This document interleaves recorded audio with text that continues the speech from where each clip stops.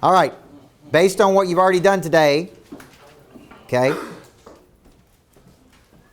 what have you already documented today about what you've done?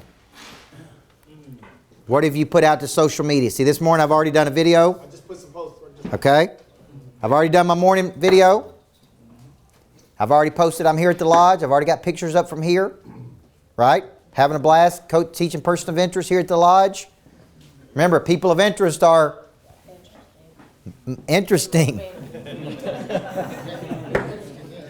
They're moving. Now, here's the deal. The perception value. There is a perception value that you are doing big things.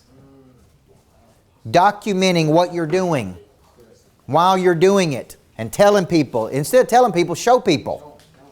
I'm here at this beautiful lodge. I'm learning how to be a person of interest. I'm crafting my message. Whatever. You need to get in the business of showing people, not telling people. Okay? All right, they got their real estate agent down in Alabama. I did some work with Ricky Caruth. He's doing 100 deals a year as a single agent. And listen, he goes out to them houses every morning. He shows you. I'm in the gym. It's 5:30. Then I'm at this open house right here. Them going to appointment number 2. Look, right? He don't tell you. He shows you. You got to show people what it's like. Okay? So people of interest have a message. I got something to say. Okay? I got a mission. I'm doing big things here, man. And I got a movement. Okay? I got a mission. I got a message. I got a movement. Okay? And one is I'm moving about the universe. I don't need more money. I need more people. The people have the money. Anything I can do to get in front of people, I'm in. Okay? And I have a message. Well, what gets you in front of the people is having a message. Okay? So let's get into some of this. Where does the message come from? Where does this deep message come from? There is a cycle that I think a person goes through to develop a message.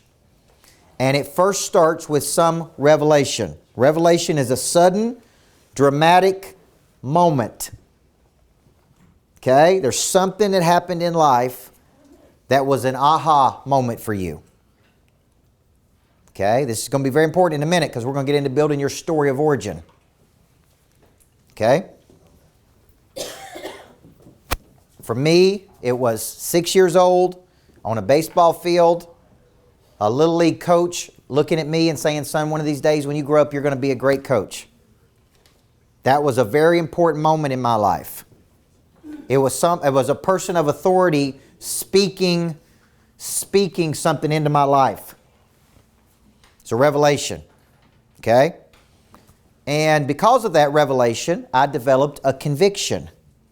And a conviction is a deep-seated belief about something. That's really when you're selling, what you're really selling is a conviction. Okay? Like the reason you work with us, because we're the best, because here's what we believe, right? And so because of my revelation, I now have a conviction. Because of my conviction, I am now willing to take an action. Because of what I believe, this is what I'm doing. This is where I'm going. Come along with me. Remember, being a person of interest is about attracting people to you. It's not about chasing. It's not about trying to convince people. Okay? It's like we're doing something really cool over here. I've got a very strong belief. Now let's go. Let's get involved. Now, then it's how many times do I see that? Over and over and over and over and over. You know, the other night I noticed my wife had a hat that said "Lions, not sheep." That's Sean Whalen's brand, right? And I remember speaking at 10X, and I go upstairs, and my wife's wearing a 10X hat. I'm like, "What are you doing?" Like, put a friggin' monster producer hat on. We're not wearing Cardone's hat. We're trying to build my brand here. We're walking around with a friggin' 10X hat on, and you know what I'm saying? Well, the other night I go home, and she's got this "Lions, not sheep" hat. And I'm like, do you know where this concept came from? She's like, yeah, Sean Whalen. I'm like, well, you know who Sean Whalen is? She said, yeah, that's a great brand. He's made a fortune with that one concept. Lions, not sheep. Look at that. Simple message, right? Hats, shirts, coaching programs, anything he can do. And listen, if you follow that dude, he is incredibly bold. And he is going to put it out there as hard as he can. He knows it's going to attract attention, but he's got a message. Okay? And that's really, so he's built out a clothing brand around the message. Okay? So for you, I don't know what your revelation was somewhere along the way, but, you know, I go back to my buddy who told me one day, man, I think my message is be committed. The way you do one thing is the way you do everything. I'm going to go have t-shirts made about it. I'm going to talk about it on social media. Like, that's my message. I'm like, okay, that's great. That's a great message, right? You're going to attract a certain amount of people. Now remember, we're not trying to attract everybody. We're not going to attract everybody. So when you give the message, there's going to be some people go, I'm in. Some people go, I'm out. And that's okay. There is no right or wrong here. There is no rejection here. Some will, some won't. So what? Okay? I'm only looking for people that are looking for me. So this is once we have the message, okay, and in a second I'm going to have you just write down, just brain dump what you think 3 messages are that you have inside of you. No right or wrong here, by the way. This is the way you tell a story when you're on social. Okay? And I have been coached by some of the best people in the world that would be like media coaches. You follow what I'm saying? And they coach you in how to package and deliver a concept in a way that would have appeal to other people. Okay? It all starts with a core belief. You never lead with what you do. You always lead with what you believe. Right? When you're sharing your story, when you're talking on a Facebook Live, when you're doing a podcast, when you're in front of people, you craft it by saying, this is what I believe, man. Okay? This morning I did a video on my beliefs about what big time people never do. Okay? So I'm going to go through this video and I'm going to talk about, this is what I believe big time people would never say or never do. Now, you got to make up your mind if you want to be a big time person or not. Everybody with me? And I went through all these things that I said big time people would never do this, man. They'd never do this, they'd never do this, they'd never do this. Now, you decide if you want to be big time or not. Some people are going to go, man, I didn't like that message. He wasn't Mr. Positive or Captain Positive this morning. And some people are going to go, it's exactly what I need to hear. I needed somebody to tell me that, right? So I don't get caught up in whether you like the message or don't like it. I get caught up in, does it resonate? Does it resonate with somebody? Do I hit a chord with people? So it first starts with a core belief, okay? And then it moves to a story of origin. And a story of origin is where your belief originated. Everybody with me? Okay? It's like, this is where I had a big revelation. So if you ever hear me tell my story of origin, who wants to tell me my story of origin? That you would hear me say over and over and over and over. Anybody know what it is? I was raised by a single mom. What did she do when I was 6 years? She had me when she was 16 years old. She used to take me to the local baseball field where I would stay for hours and hours and hours. And it was one woman named Mickey Vincent who said to me, son, when you grow up one of these days, man, you're going to be a great coach. That is my story of origin. Everybody see that? It was there that I observed coaches tending to other people's kids. It was where I really had a little epiphany. A good coach can change your life, man. Just like that woman changed my life. She tended to me. She fed me. She took care of me when my mom was working 2 jobs, putting herself through nursing school. Right? I had an affinity for coaches early in life. Okay? And so what did I do? I became a coach. Now, that is a story of origin. I am telling. Now, okay, let's talk about another big-time person. If you ever hear Ed Mylett talk about his story of origin. Okay? He was a college athlete. He got injured. He was lost and confused. He was depressed. His dad took him down to work at an orphanage where they brought kids in every day that didn't have parents. And that orphanage changed his life. If you ever hear him tell these stories, he will talk about it. Then he went to work at WFG. He wanted to look like he was somebody. He had a Velcro. He had a car that was Chrysler that dressed up as a Mercedes, and it had Velcroed stuff on it. Right? I went back and watched him speaking 2 or 3 years ago at a conference versus me speaking with him a year ago. It's the same story of origin. Okay? People don't change their story of origin. It is a story they tell over and over and over and over and over. Everybody see that? Why? Because when you're a person of interest, you're constantly bringing new people into the funnel. They have never heard your story before. They don't know what your story of origin is. And it relates, right? Now, I have a story of origin for different things. Okay? Well, you guys have heard my health journey. I was in Mexico. I was speaking at a conference. I was the keynote speaker. I had all this confidence on stage, but I didn't feel confident about my body. They asked me to go out to the pool right afterward, and I didn't want to go out there because I didn't feel confident about my body. I told my wife that day, man, I'm getting serious about my health. Okay? I'm losing 30 pounds. I'm getting down to my ideal weight. Everybody with me? That's a story of origin. Right? It's like, this is when I made a decision. Okay? Now, the reason this is important when you're trying to be a person of interest is this is what connects to people's hearts. This connects to their spirit. Okay? This is where you get buy-in from people. Right? Like I liked Luke Bryan, but when I watched that documentary about him, I really liked him after I watched it. The sacrifices, the family, how he handled all of that, like it really won me over to him because he was able to tell like his roots, where he grew up and how he came to be who he is and what his parents meant to him and what it meant to him losing his brother and sister. You understand where I'm going with this? Like man, after I watched that, I was like, man, I really like this dude. Now, if I really like him because I connect to him in some way, do you think there's a higher probability I'll buy a ticket to go to one of his concerts? Yes or no? Okay. See, before I may have said, I could go, maybe I don't go. Now it's like, man, I got to go support that dude. I like that dude, right? See, it moves from I like you to, man, I want to fight for you. I want to help you, okay? But if you don't have this story for me to connect to, then it's like, right? Like I love studying companies that went from nothing to something really big. So I've studied all the Airbnb stories, the Uber stories, the WeWork stories, anything that started small and went to be something huge. There's always a story of origin. And the story of origin is we had this problem, right? If you ever study the Airbnb story, they had a problem. The problem was they couldn't pay their rent.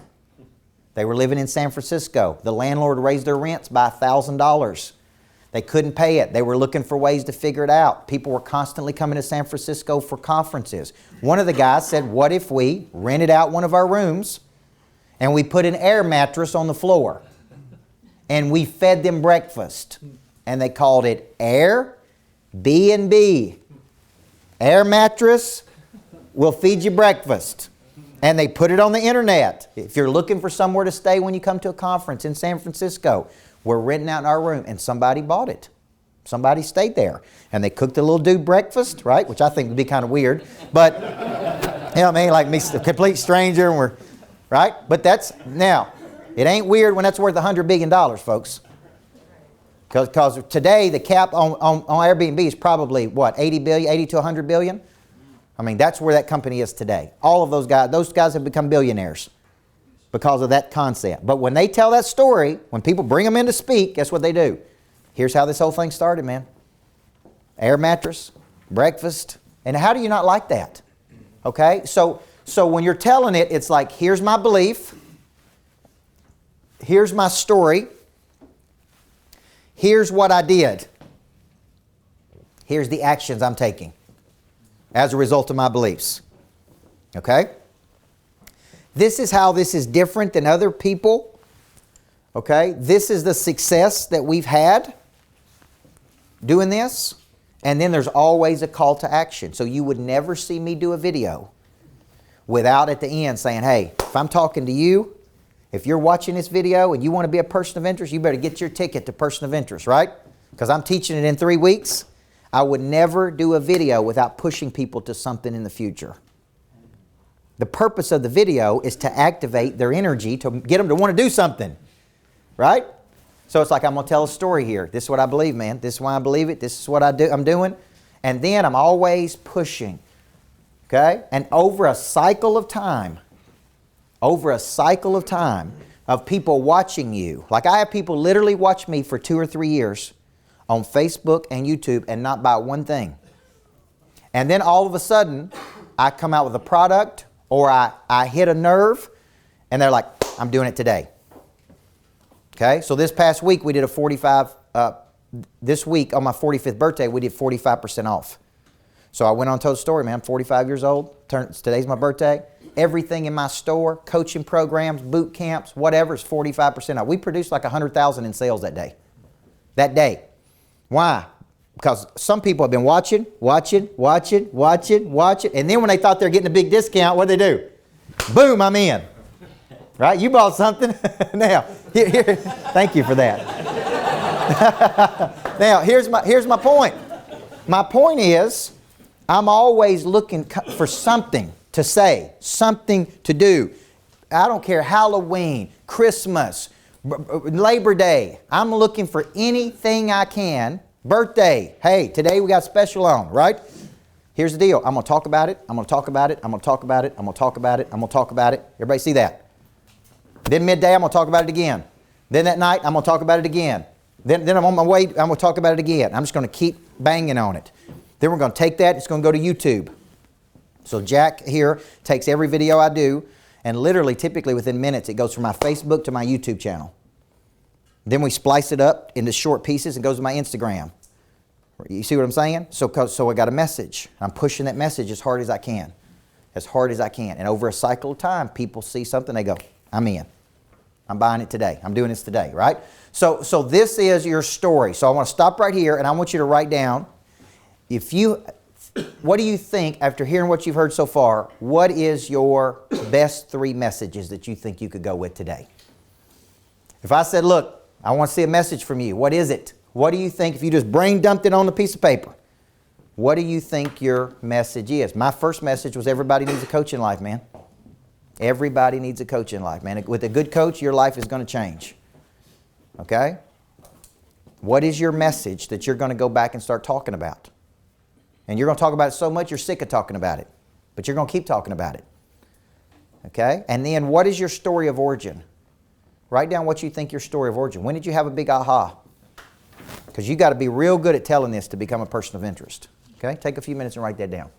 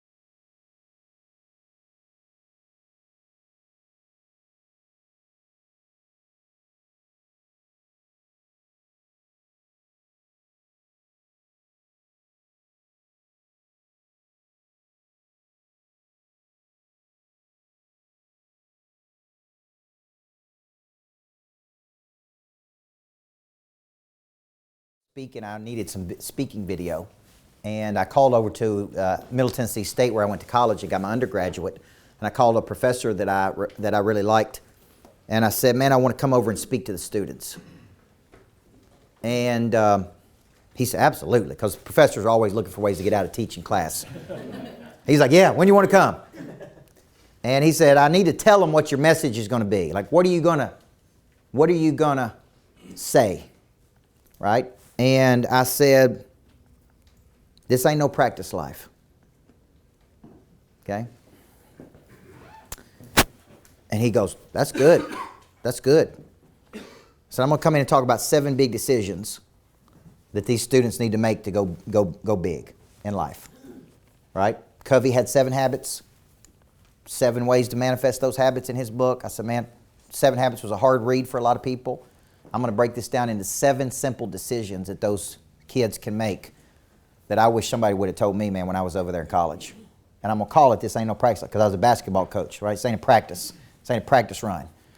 Okay? That became my first best-selling book, This Ain't No Practice Life, that sold more copies for me, right? That was my first big book that came out that sold a lot of copies. And in the publishing world, a bestseller is typically, a good run is 10,000 copies. A bestseller is 20,000 copies. Okay, so if you sell 20,000 copies, it's considered a bestseller. Okay, and it was the title, and I bet I crafted a talk about This Ain't No Practice Life, and I bet I gave that one talk at least 50 to 100 times. Anybody who wanted me to speak, hey, what's the title of your talk? This Ain't No Practice Life. How could you go wrong with that? Right? You can't really go wrong with that because it's about motivation and decisions. I could give it to a real estate company. I could give it to a mortgage company. I go to a bank. I go to financial services. What's the title of your talk, man? This is what it is. They'd be like, come on over and give it. Then I would go give that talk. And then they would say, will you come back? Right? Like, what else have you got? Okay? And I'd say, okay, I need to develop messages, right? Now I can say, hey, I've written 17 books. Pick which message you like the best. Right? If I'm speaking to pastors, I do the accountable church. If they want me to do follow-up, I do $1 million follow-up. If they want me to do person of interest, I do person of interest. If they want something motivational, today it's pray drive, how to flip the switch. Everybody see that? All of them have big concepts. So position by concept. If I'm trying to build an organization that's attractive, it all starts with our ability to be able to have a message and then share that message with the market. Over and over and over to where we start getting attention for the message. And then people want to join the message, okay? So the reason I had you put down 3 messages is if I followed you. So I've got a young lady that I coach who's really good. She was just on a television show, and I really like her. Her name's Amanda Banks. And she was in a technology job, and I said, man, you need to get out and do your own thing. And you're great at execution. And I said, what do you want to do? She said, man, I've been in such toxic work environments. I want to share joy through work. That's what I want to do. And I said, that's your message. I said, I better see you talking about that message on Facebook, right? So I followed her for a few weeks, and I called her the other day, and I said, look, all people of interest have a message. You haven't shared one time what your core belief is. You're making posts, and you're not getting any traction on your post. You were just on a TV show and you're not getting any numbers on your post because nobody knows what your belief is. You need to come out and say, this is what I believe. I believe in sharing joy through work, man. And I believe it so much, I quit the job I was in to go out into the world to do something, right? And she called me and she said, thank you so much for saying that to me because nobody has said that to me. And that is really valuable information. Okay? I don't know if I should line up with you or not because you ain't told me what you believe. Okay? I believe in coming in early and staying late. I believe when a man asks you to go 1 mile, you should go 2. I believe in always over-delivering what you promise. You with me? Could I make a message about all of those things? Yes or no? Yes. Those could be video segments. Those could be, right? So when I'm on podcast, and one of my biggest strategies to make my new book a bestseller is I have a firm in New York City that is going to get me on all the major podcasts. Okay? That's one of my big strategies to make Flip the Switch a bestseller. I'm talking about the podcasts that have 1 million downloads. You follow where I'm going with this? Because I believe if you can get me on those podcasts and I can be in front of 1 million people, we'll sell that book. But what do you think I'm going to say when I'm on the podcast? This is what I believe, man. This is why I believe it. This is what I've devoted my whole life to doing. This is why I picked Pray Drive. This is why I think I'm the #1 guy in the world at doing this one thing. Right? And I'm going to say it in a humble way. and a friendly way. I don't want to ever come across as arrogant. I want to say it in a humble, hungry and teachable way, right? And I just want to share that message. And I believe if I can get in front of large numbers of people, that there will be enough people that'll step forward and buy that book. Now, the second thing I'm going to do is I'm going to stack the value to incentivize people to buy the book. And I'm going to make it so ridiculous that people are going to go, what? So I'm going to give away a lot. I may say, man, I'm going to give you a year's worth of coaching. I'm going to give you the video on the book. I'm going to give you this. I'm going to give you this. All I need you to do is buy that book. Why? Now, why would I do that? Does it drive up your person of interest score when you have a New York Times bestseller? Yes or no? Yes. Okay. Does it allow you to charge more money when you speak, when you have a bestseller? Yes or no? Yes. Of course it does. It's all perception. You're not just an author, you're a best-selling author. You're not just a best-selling author, you're your New York Times best-selling author. See, all of it is perception. All of it. Everybody with me? You're crafting and telling a story. Okay? And so for you guys, so what I'll do is I'm going to try to set it up where people be like, this is stupid. For $30, you're going to give me all of that? The objective, remember, return on what? Objective. And the objective is to become famous. That's the objective. If you become famous, right, you go from Broadway to Bridgestone. And there's a significant difference in how much you make at Bridgestone, okay? Just ask the people singing on Broadway, okay? So this is very important. Are there any questions on this part? Because it's going to be important to when I show you how to do the webinars. Because when I do the webinars, guess what I'm attacking? A problem. I'm finding a problem, and I'm attacking that problem. Because when you solve people's problems with your talent, they come in the door. Okay? If you don't have a message, what are you going to do the webinar on? Why do I do the webinar? To get in front of 300 to 500 people. If I was running a real estate company and recruiting people, I'd be doing webinars and pushing people to webinars. So I could share my message, so I could attract people to the door. Everybody see that? Okay? So I told you I was coaching the number 1, number 2, 3 guy at EXP. And so I was coaching this guy the other day, and I said, man, I said, do you do what? He said, we do 3-way calls a lot, right? 3-way calls, I get you on the phone, right? And then they call him in because he's a big dog. And I'm like, man, it sounds miserable. I wouldn't want to sit there all day long and do 3-way calls to recruit people. What I would do, if I was you, is do webinars. And every Tuesday night at 7 o'clock, you do a big freaking webinar with 500 people on it. And anybody who you're recruiting to come to your real estate company should come to that webinar. And you bring the fire during that webinar for 45 minutes, man. And you have very strong beliefs. And if they like it, hey, schedule your meeting right now to get started with me. Step over here. That's how I'd be recruiting. I wouldn't want to sit there all day long from 10 to 5 and do friggin' 3-way calls. How miserable does that sound? Does that sound exciting to anybody?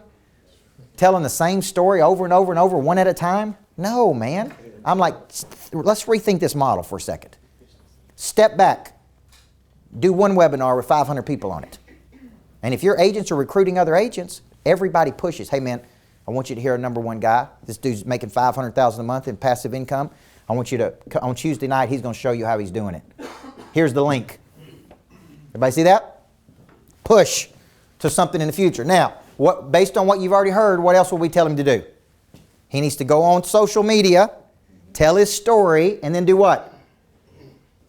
These are called little pieces. I'm trying to think of what the word is. Splinters.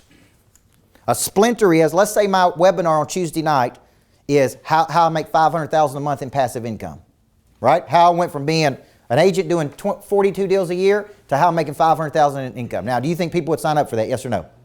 Okay. Right? On Facebook all week, man, I would just give little pieces of it. Hey, man, this is one thing that I did to make a big decision to help me get over here, change my mindset, and this is what I believe about changing your mindset, right? Hey, and on Tuesday night, I'm going to be on this webinar at 7 p.m. and I'm going to break the whole thing down. Right? And you talk about it on Saturday, and you talk about it on Sunday, and you talk about it on Monday, and you push as hard as you can to Tuesday night.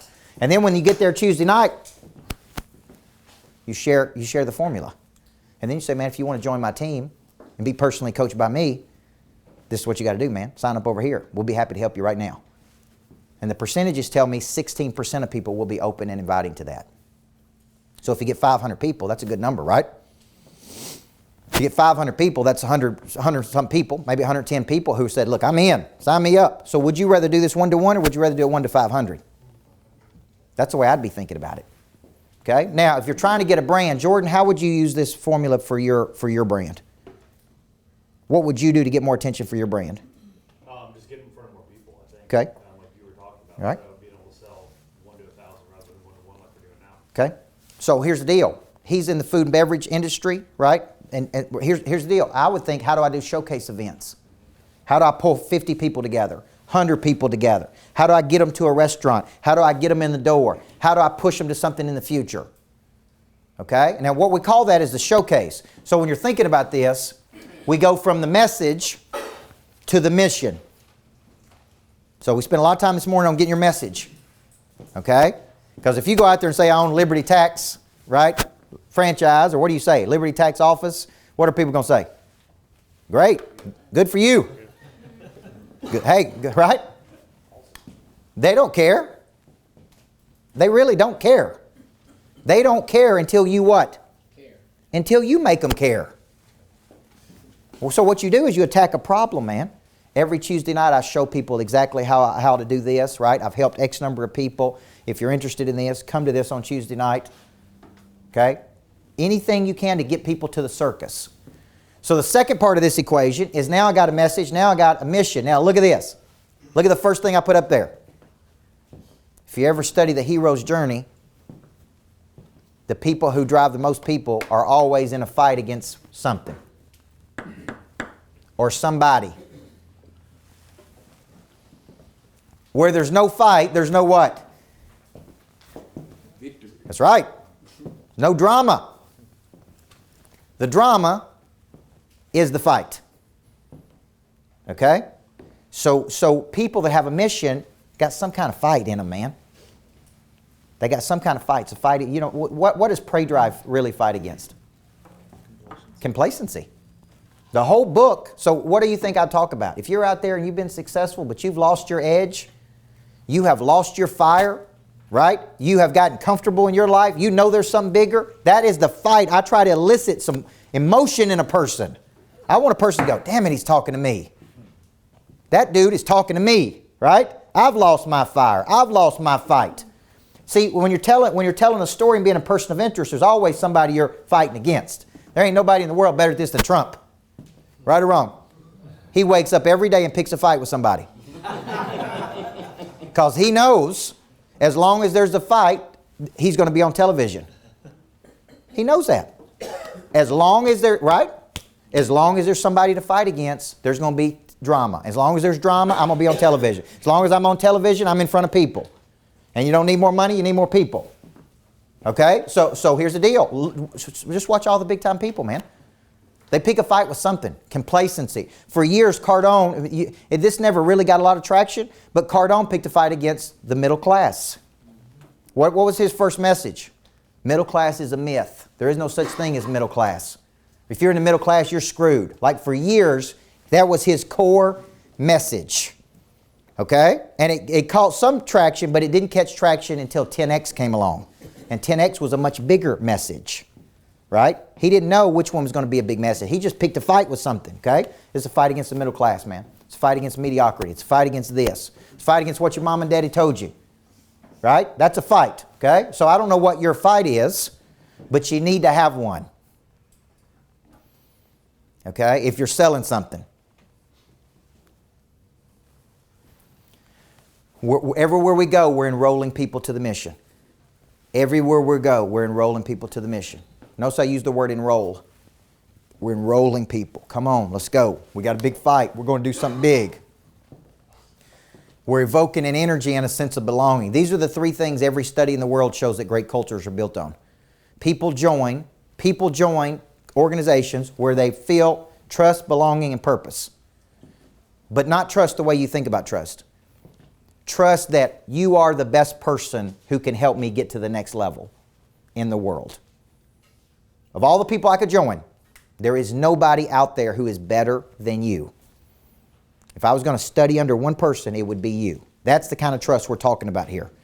Belonging is there's a sense of community. There's a sense of community. There's frequency. And the third thing is purpose, man. We're doing something big. So for you, when you think about your mission, how many of you feel like, are you starting to see how I got a message, but I need a mission, man. I'm enrolling people into the mission. I need your help. I need your help. We're doing bigger things here. Okay? Without this, there's no drama. Without the drama, it's like, there's only so many people I can follow in a day. Okay? There's only so many people, right? Like I got fascinated the other day with this rapper, 6ix9ine. Is that his name? I watched like 30 videos of 6ix9ine because he's always picking a fight with somebody. And I'm like, who is this character, right? And he's a rapper that basically trolls people on social media and then, right, like says stuff about them. Like he picks a fight with like Snoop Dogg, which is stupid, right? And then he pick, but here's the deal. Because he's picking fights with all these people, he's always getting attention, which is turning into record sales or album sales or numbers, right? So it's like, so I'm sitting there watching like 40 minutes of this. I'm like, what am I doing? Like, this is crazy. Like, this is such a low value of my time, right? But I was fascinated by it because I was like, where did this dude come from? And why is he picking a fight with these people? And how is it, like, but here's the deal. He has a fight. At least he's figured this out, man. The dude's figured out how to make money by just picking fights with people. Now, and singing. So I don't know if it's a safe way to live, okay? I don't know if I would recommend it, but that's his method, okay? So right now I want you to think about your mission. See, the Monster Nation Conference is about becoming legendary. See, a monster producer is a legendary creature. Person of interest is about becoming known, man. It's about stepping up, being somebody in the world, right? There's a mission, okay? The Greatness Factory is about bringing the best people in every market together. Now, you hear me always say, what's my fight? Man, I ain't building a complacency factory. How many times have you heard me say that? Okay? The complacency factory would probably make more money than the Greatness Factory, though. But so I may have one across the street from each other. Here's my point, though. My point is there's always a fight with something. If you're tired, if you're looking for somewhere to go, if you're looking to reach your potential, this is where you need to come to, man. This is where all the best people will be. That's a fight, okay? So I'm going to stop right there, and then we're going to take a break. And then we're going to come in, and the next thing I'm going to do is I'm going to show you the movements of a person of interest. And one of the first things I'm going to show you when we get into the movement is, if I were tracking you today,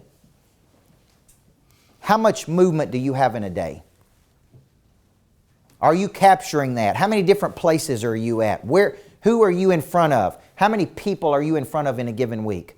What kind of movement and activity and circulation do you have? What kind of pace do you go at? Because people are attracted to that movement and energy, okay? You give off the impression of increase and you're basically pushing. So look at the person of interest.